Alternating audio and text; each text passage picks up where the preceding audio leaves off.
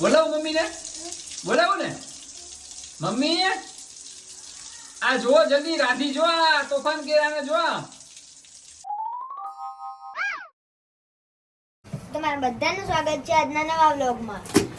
તો સરસ મજાની સવાર થઈ ગઈ છે. હું ને રિયા ગાર્ડનમાં અહીંયા ફુગ્ગાથી રમતા રમતા મસ્તી કરીએ છીએ અને મમ્મી ચા બનાવે છે.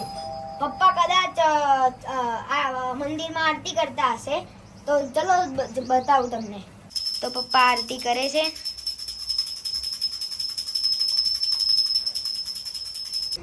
અહીંયા મારિયા મુજો. Good morning. જય શ્રી કૃષ્ણ નહીં કહેવાનું બધાને? મજામાં બધા?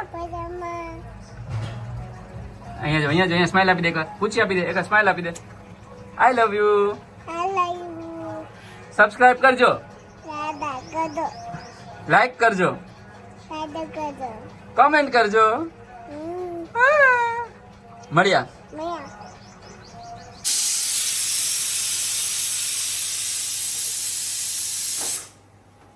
અમારા મેડમ આજ થોડા થાકેલા છે કે પછી મારી યારે બાંધેલા છે, મને ખબર નથી પડતી શું થયું છે. કારણ કે હું વિડીયો એડિટ કરતો હતો અને છોકરાઓ યુટ્યુબ જોવે છે. જો આ ટીવીની જેમ જેટલું કુકર ગરમ છે ને એટલા મેડમ ગરમ છે, ખબર નહીં શું થયું છે. મસ્ત મજાની ભાખરી બનાવે છે, કડક કડક, એના સ્વભાવ છે. અને શાક એનું બનાવ્યું છે, એનું મૂડ હશે એવું બનાવ્યું છે. હે રાધી, શું થયું? કે તો ખરી શું થયું? કાંઈ નથી થયું બાપા.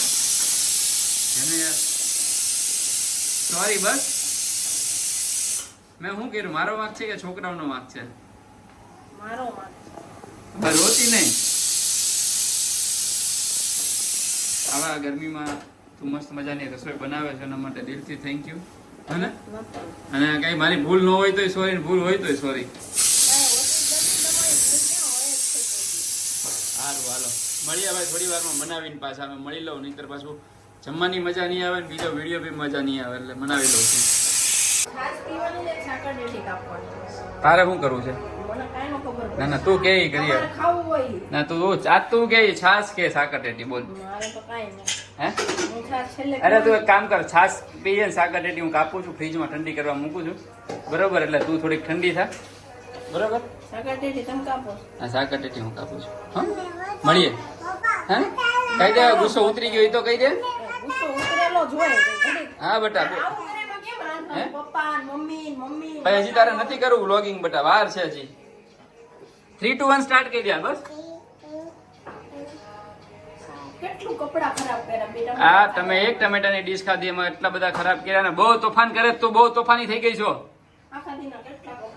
હું ગાંડી છું કે તો કે હું ગાંડી છું કે આમાં જોઈને કે ગાંડી, હું ગાંડી છું કે હું કે એક શીખવાડે એમ બોલું. હું મમ્મીની જેમ, મમ્મીની ગાંડી. અરે નથી જવું, હું ગાંડી છું મમ્મીની જેમ. હાલો ભાઈ, ગઈ નું ગીત આવ્યું એટલે આપણે મળીએ જમીને. તો મેડમ મસ્ત મજાની ભાખરી બનાવે છે અને શાક રીંગણા બટેટા છે ને મારું. રીંગણા બટેટા મને બહુ ભાવે, એટલે તમને બધાને થતું છે કે બપોરે કેમ ભાખરી બનાવે છે, પણ મને રીંગણા બટેટાના શાક ની યાર ભાખરી બહુ ગમે ને, એટલે ભાખરી જ ભાવે છે. સાદી ભાખરી બનાવે છે. કેમ ગુસ્સામાં જઈ તો કે શું થયું? સાચું કહી દે હાલ બધાને. હેરાન કરવા આવે રસોઈ કરતા ઘડીએ ઘડે તમે મોબાઈલ લઈને બેસી જાઓ. વિડિયો એડિટ તો ક્યારનો થઈ ગયો છે. વિડિયો એડિટ થઈ ગયો પછી હું સપોર્ટ ટીમમાં વાત કરતો હતો, એટલે વાત થતી હતી, બીજું કાંઈ નહોતું. એટલે છે ને આજે રાધી ગરમ છે, છોકરા હેરાન કરતા હતા અને ગરમી એટલી બધી છે ને કે વાત ના પૂછો. બધી સ્ત્રીઓની આવી જ હાલત હશે રસોડામાં. તો બધી મહિલાઓને સેલ્યુટ છે કે આવી ગરમીમાં અમારા બધા માટે જમવાનું બનાવો છો. તમને પણ થેન્ક યુ મેડમ. થોડુંક હસો, હસો ને. કહેવાય છે ને કે હસેનું ઘર વસે, તો તું હસવાનું રાખ થોડું રાધી. એમ થોડું હાલે રાધી, હસવું નહીં. તું બધાને હસાવે છે, તું આવી રીતે રેત ન મેળ પડે રાધી. કાંઈક તો બોલ. કઈ ના મનાવીને પાછા મળીએ થોડી વારમાં. શું કર્યું આજે? આજે શું કર્યું? હે બોલાવો મમ્મી ને, બોલાવો ને મમ્મી. આ જો જલ્દી રાધી જો આ તોફાન કેરાને જો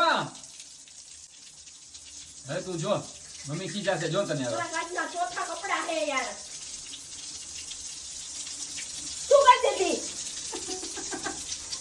બંધ ન કરી દેવાય તમે તે પણ શું કરવા આવી હતી શું કરવાનું હતું બેટા પેલા પૂછે ને પેલા પૂછ હું કામ હતી કરે છે બિચારીને શું કર્યું આ અહીંયા મારી પાસે આતી રહે શું કરી દીધી શું તું કરતી હતી અહીંયા પેલા કે પપ્પાને હાલ પણ બરાબર નથી કપડા ચાર જોડી હુકાય છે બિચારીને ગરમી લાગતી હતી બચ્ચા શું કરતી હતી આમ જો તમારી હમ શું કરતી હતી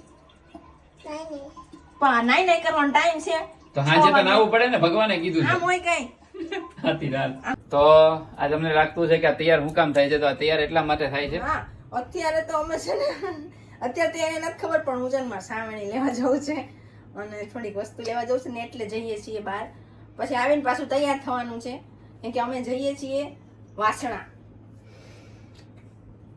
હાવ સાચું કહું ને તો જે આજ અત્યારે કીધું ને હાવણી લેવા જવાનું ત્યારે મારા મગજમાં એટલી ઓલી થઈ ગઈ ને કે કાને હું કહું પણ પછી મને મારા મમ્મી યાદ આવી ગયા કે લગ્ન નહોતા થયા ને અને ભાવનગર જયારે હું રહેતો હતો ને ત્યારે મમ્મી ક્યારે એમ નહોતા કહેતા પરાગ હાવણી લઈ આવો પરાગ શાક લઈ આવો પરાગ તેલ ખાલી થઈ ગયું છે પરાગ લોટ નથી શું કર્યું ત્યાં બધું વિક્સ નથી લગાડ્યો ને વગાડો જ છે લઈ લે પછી હે ભગવાન એ મા બાપ બ્લોગમાં રહે ને એને આખું વિક્સ ખોલીને એટલી આમ સુગંધ લે ને મમ્મી એ બધી વસ્તુ બરાકને નહોતા કહેતા મમ્મી એ બધી વસ્તુ એમના ઘરવાળાને એટલે કે એમના પપ્પાને કહેતા હતા તો હું તો મારા ઘરવાળાને જ કહું ને હું કઈ અત્યારે મારા મમ્મીને તો કહેવાનો જો કે મમ્મી હાવેણી અપાઈ દે ને મને ના મને જ્યાં સુધી યાદ છે ને રાધી ભલે તારી વાત સાચી છે આવું હોઈ શકે છે પણ મારા મમ્મી શું કરતા એક ચિઠ્ઠી આપતા એ ચિઠ્ઠી કરિયાણા વાળાને આપી દેતા ને મળે હું એ કરિયાણા વાળા ભાઈ રમેશભાઈ કરિયાણા વાળા મને બી યાદ છે ભાવનગર હું એને દેવા જતો ચિઠ્ઠી આપી દેતો ને મમ્મી એ સાંજના ટાઈમે બધું કરિયાણું એની પાસેથી લઈ આવતા રેડી એકલા હાલીને હા એકલા હાલીને તો હું જાઉં એકલી હાલીને હા તો જાય એટલે આ બધું મારી પાસે ન કરાવ મારો કહેવાનો મતલબ ઈ છે પણ જવા દે તારી પાસે એટલે કે પણ તારી પાસે અત્યારે નથી આપણે ઝઘડો હું નથી તમારી કરસ પાસે નથી કરાવતી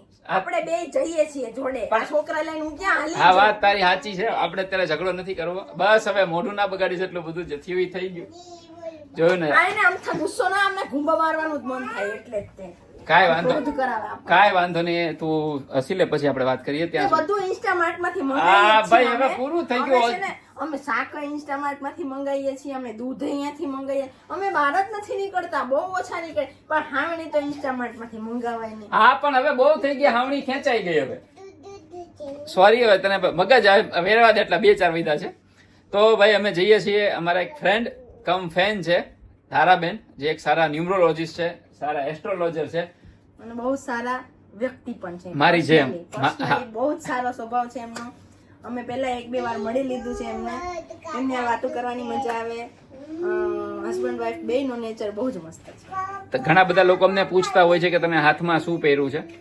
આ જે પહેર્યું છે ને એ અમને આપેલું છે અને આ કેવું છે કે સારી ઉર્જા ને તમારું જે પોઝિટિવ In થિંકિંગ short, એમને અમારા માટે યોગ્ય લાગ્યું હતું એટલે એમણે અમને ગિફ્ટ કરેલું છે તો આજે અમે એમને મળવા જવાના છીએ એમના ઘરે તો તમને બધાને એમની સાથેની અમારી મુલાકાત બતાવશું તો એ પાછું આવતા બ્લોગમાં નવા બ્લોગમાં આવશે કારણ કે આ બ્લોગ લગભગ વધી જશે એટલે બીજા બ્લોગમાં તમને બતાવીશું તો અત્યારે હું જાઉં છું હાવણી લેવા તો મળીએ આવતીકાલે નવા બ્લોગમાં આ બ્લોગ તમને કેવો લાગ્યો એ કહેજો ખાસ કોમેન્ટ કરજો અને હજી આ બ્લોગિંગની દુનિયામાં તો અમે નવા છીએ એટલે જો કાંઈ ભૂલચૂક થઈ હોય તો ધીમે ધીમે અમને એક્સેપ્ટ કરજો સપોર્ટ કરતા રહેજો તો મળીએ નવા બ્લોગમાં જય માતાજી જય શ્રી કૃષ્ણ ને જય શ્રી રામ યસ તો મળીએ કાલે